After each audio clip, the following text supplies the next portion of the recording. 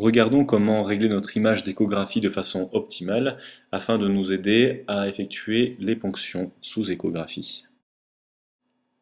Commençons par un réglage que vous devrez faire une fois pour toutes sur votre échographe. C'est le choix d'un mode pré-réglé pour les ponctions écho-guidées. Vous voyez ici que nous sommes dans un mode relativement dynamique, donc l'image répond vraiment au doigt et à l'œil. Il n'y a aucun délai entre ce qu'on effectue sur le patient et la représentation de l'image à l'échographie, complètement synchrone. Voilà, l'image est un petit peu granuleuse et c'est un mode qui utilise peu de filtres, donc peu de temps de calcul pour l'échographe. Si nous changeons cela avec un mode plus filtré, nous allons voir que le temps de calcul de l'échographe va augmenter. Donc nous allons régler le gain pour ce nouveau mode vasculaire. Donc l'image est peut-être plus précise dans les tissus mous, mais il existe un délai entre ce qu'on fait cliniquement et la visualisation qui donne une sensation de mal de mer. Pour le choix du mode pré-réglé, choisissez donc un mode dynamique qui peut être le mode cardiaque plus que vasculaire pour avoir une réponse au doigt et à l'œil. Il faudra une image contrastée, donc des tissus mous qui ne seront pas gris mais plutôt noirs pour bien voir la pointe d'aiguille se détacher. Méfiez-vous justement des modes vasculaires qui sont là pour étudier les parois vasculaires et qui n'ont pas été créés pour faciliter les ponctions. Il faut soit les fuir, soit demander à votre ingénieur d'application le moyen de désactiver au maximum les filtres et de rendre l'image la plus dynamique possible. Le premier réglage que vous ferez au quotidien lors de vos ponctions, après avoir repéré le vaisseau à ponctionner, sera d'ajuster la profondeur d'image.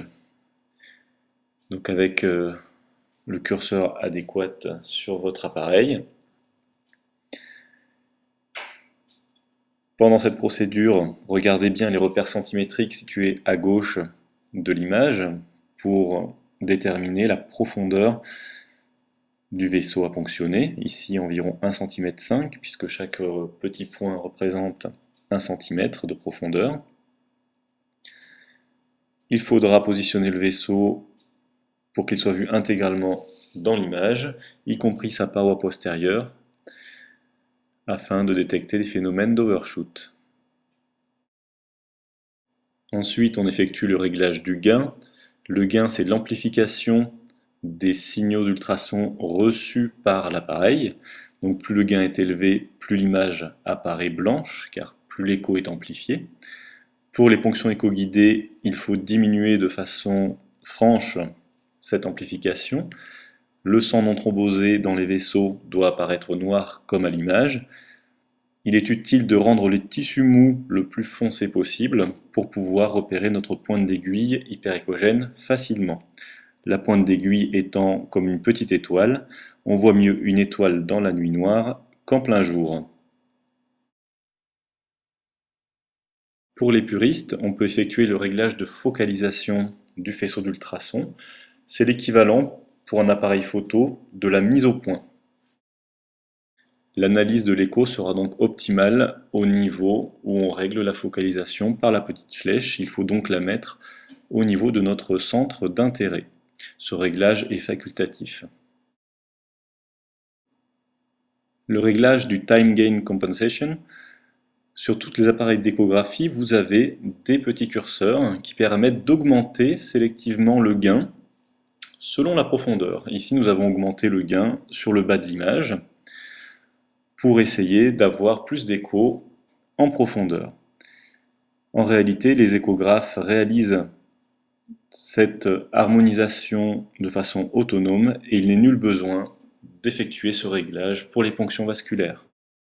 Enfin, avant d'effectuer la ponction, on va vérifier d'être bien orienté par rapport à l'image. En soulevant le côté gauche de la sonde, on voit le côté gauche de l'image qui disparaît et inversement. Cela nous permettra de bien orienter notre ponction pour réajuster le positionnement de la pointe d'aiguille sans se tromper de côté.